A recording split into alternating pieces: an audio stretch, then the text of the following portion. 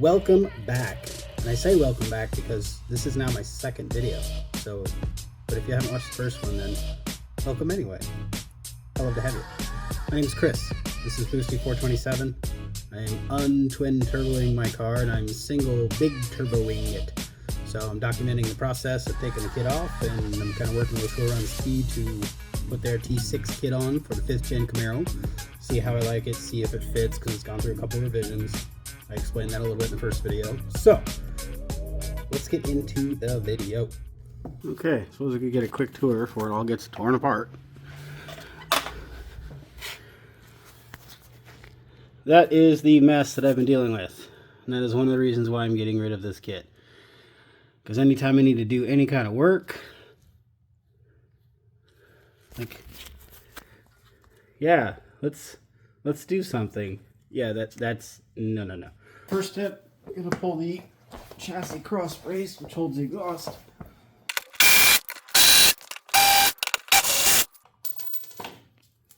I gotta get the O2 sensors and wideband out so I can get the exhaust. I always like using a 7/8 big wrench. You can get 22 mil, 7/8, that's the same. They make special oxygen sensor sockets. Pick your poison.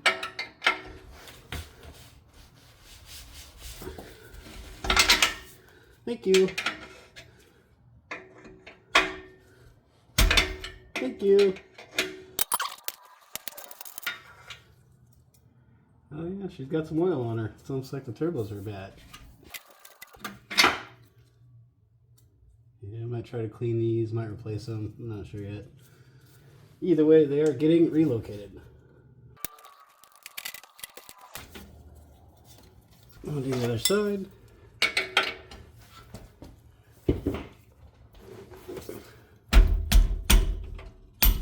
Oh, thank you. Wow, 2 for 2. Anybody that's ever done any kind of exhaust work, you should know that I'm going to go buy a lottery ticket now. Next, we're going to get these V-bands off. I always like to crack them loose by hand if I intend to ever use them again. You can just zip them off with an impact or an air gun, but it's probably going to strip the threads or break the clamp or whatever. Oh, hey. Thanks, past me, for spraying fluid film. Onto the other side.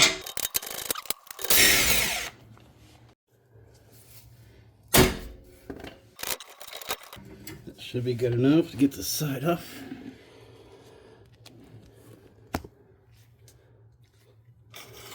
And sometimes clamps need a little persuasion. Hey, exhaust is free. And no, it totally didn't just hit me in the face. You didn't see that. Our down pipes, same thing. Get out the persuader again.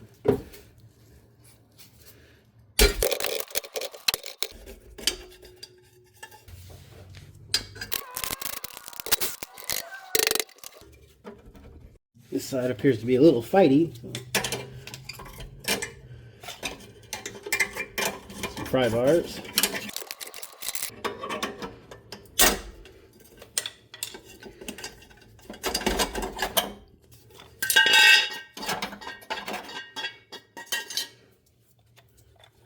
Oh yeah, that's good stuff.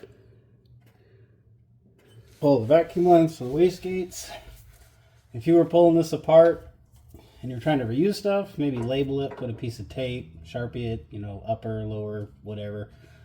I'm not reusing any of this, so it just comes off.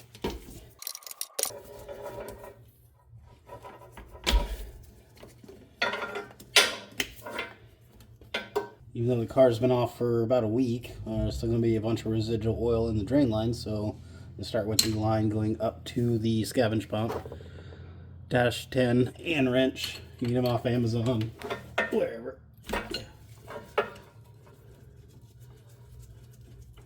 And what you got for me? Oh yeah.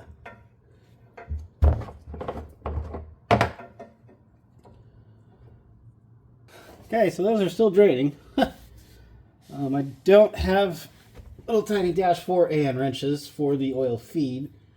So I'm just going to use a regular 9/16 because it's not a show car, and if anybody complains about my AN fittings under my car, Well, it sounds like they've got their own problems they need to work through. And no oil coming out. Perfect. The passenger feed is a little tricky. I'm going to pull the drain out of the way, but she's only dripping, so in theory, she won't make a little bit of a mess.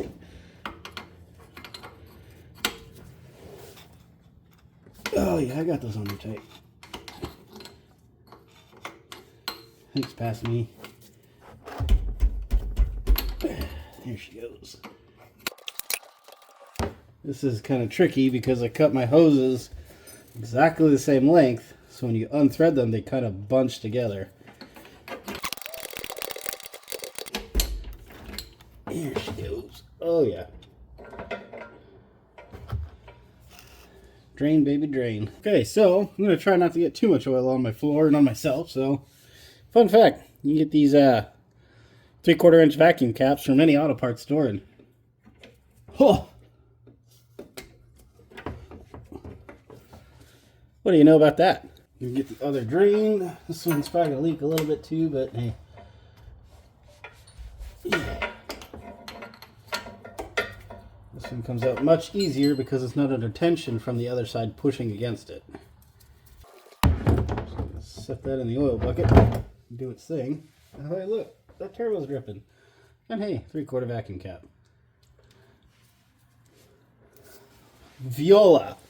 My tripod is not the best, so it can only go to a certain angle, and here it is. So we are going to get that guy off. Now that the drain's out of the way, I can actually get a wrench. Focus, please. Pro tip. Get yourself a set of stubby wrenches. I don't know how many times these have saved my tuchus. Okay. And the feeds are now off. And when we go up top, I will undo them there, and I'll just let them drop here because I got the oil pressure regulators on this side, so that's going to be hard to go up. It'll be much easier to come down. I would like to move on, but the oil feeds are dripping. So I've got some extra Dash 4 oil feeds with just some vacuum hose. I've had to pull the turbos out a couple times, so I've gotten clever with how to keep oil from dripping everywhere and making a big mess. So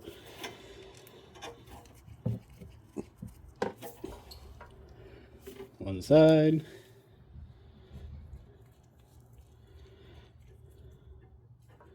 Now the oil is free to do as it sees fit without leaking all over my floor. Ta-da! Continuing with the oil drain, I got this little clamp to kind of keep the drain lines together and keep them from bouncing around and rubbing. So this is the line from the T at the turbos. This goes up to one side of the gear pump, which I'll show later. Then it comes back from the gear pump and then up into the oil pan. I can bring this up and over plenum. Trying to get the lighting to cooperate, but so maybe tough to see, but this is the line from the turbos, comes into the pump, makes a 180, and then goes up into the oil pan. So we'll get this guy off next.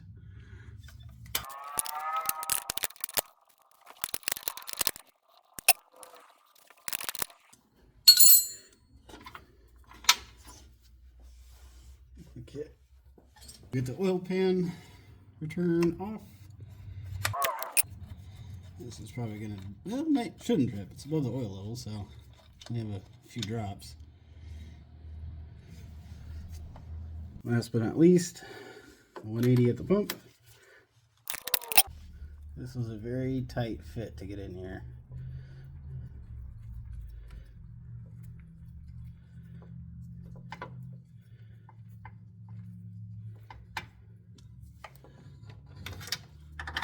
We'll get the gear pump out.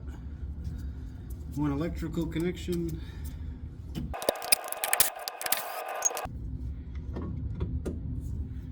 We're gonna get the filters off so we can get the plenum off, and then turbos can come out.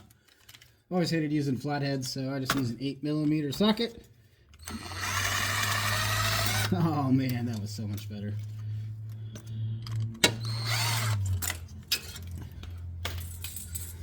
This side was a little tight on the filter always.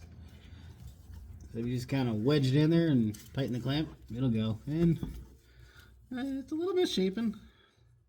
It's like a lot of us. The lights are on, but nobody's home.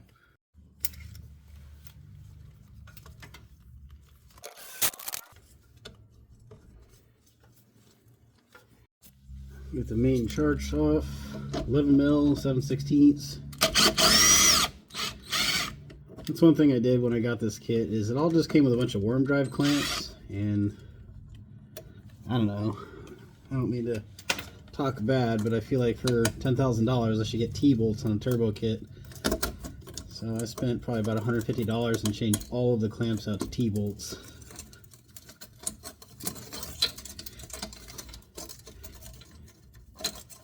That's just my opinion though. It's worth as much as you've paid for it, which is nothing. Okay, that's loose. I can get the plenum out now.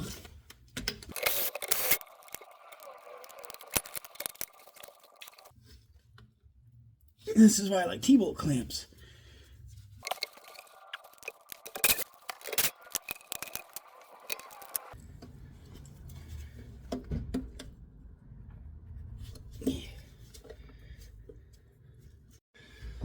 This bolt is bell housing bolt. I got a longer one because the plenum, plus I've got my ground here. 5th gen Camaros have hot start issues, so one of the band-aids is to put an extra ground. So I got a longer bolt.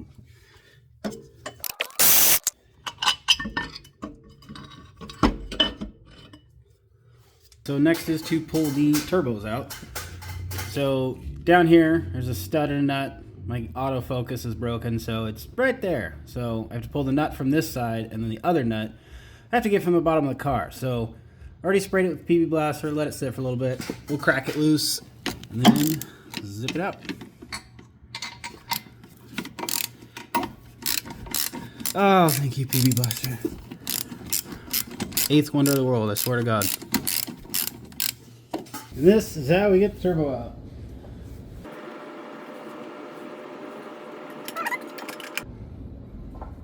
Ta-da! It's like I've done that once or twice or half a dozen times.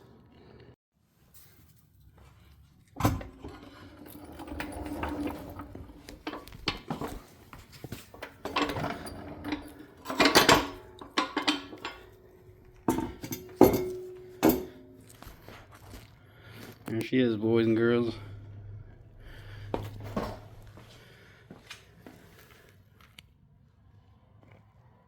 So this nut I got from the bottom. The focus is terrible on my camera because I dropped my phone and broke it. So here we are. This nut, let's see if we can get it to focus, is the next one. Pull that off, and then we'll drop the turbo with the jack just like the other side.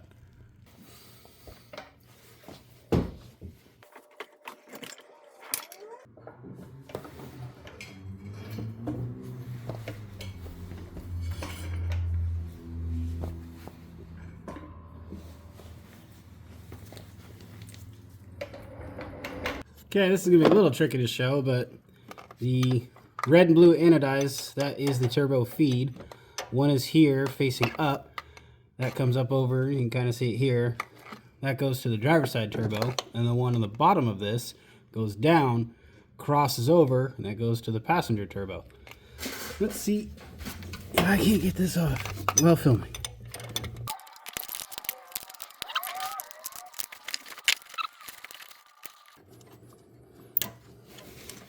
There's one side, and the other side is down there. That I am definitely not going to be able to film. Okay, this is about the best way I can get to it. So that's your oil pressure sensor. I've already pulled the harness. That's one feed for the turbo, the other's facing straight down, and this is held down by one bolt, which I will now attempt to remove.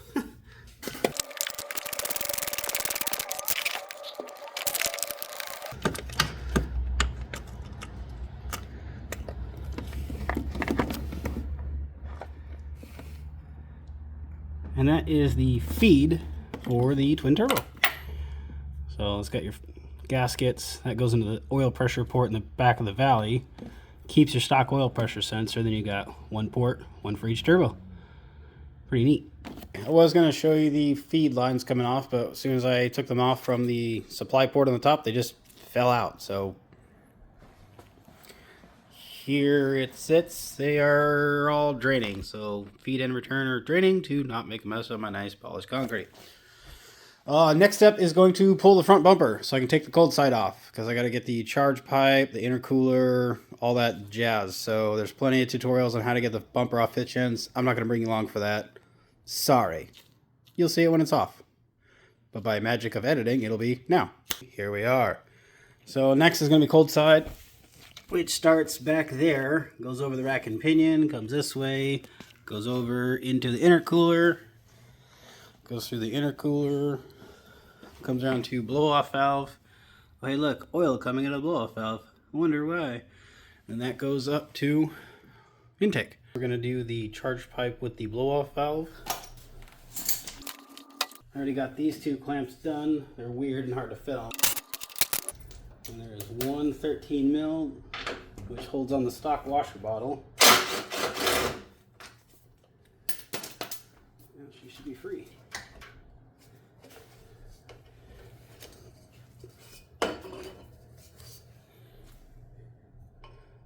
Ooh. Oh yeah. Turbos are perfect. Need the charge pipe going to the intake. Pull off the MAF.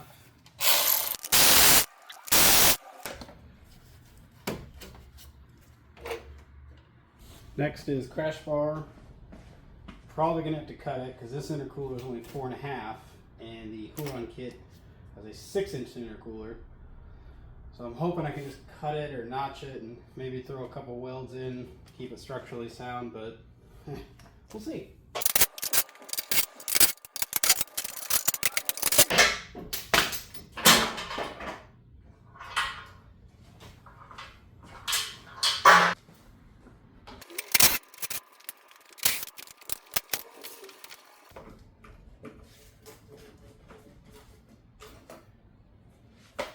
We'll do this humongous intercooler. It's only the 2 bolts, and then it has a pad that just rests it on the frame. So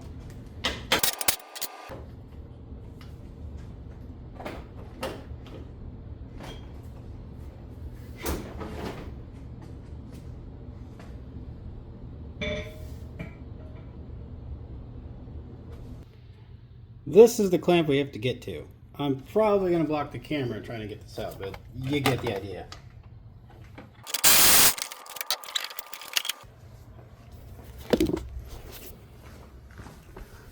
It is, yeah.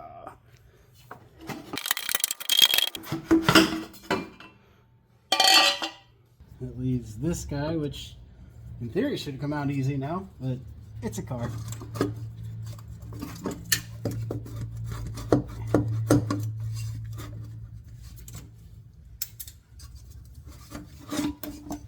Wow.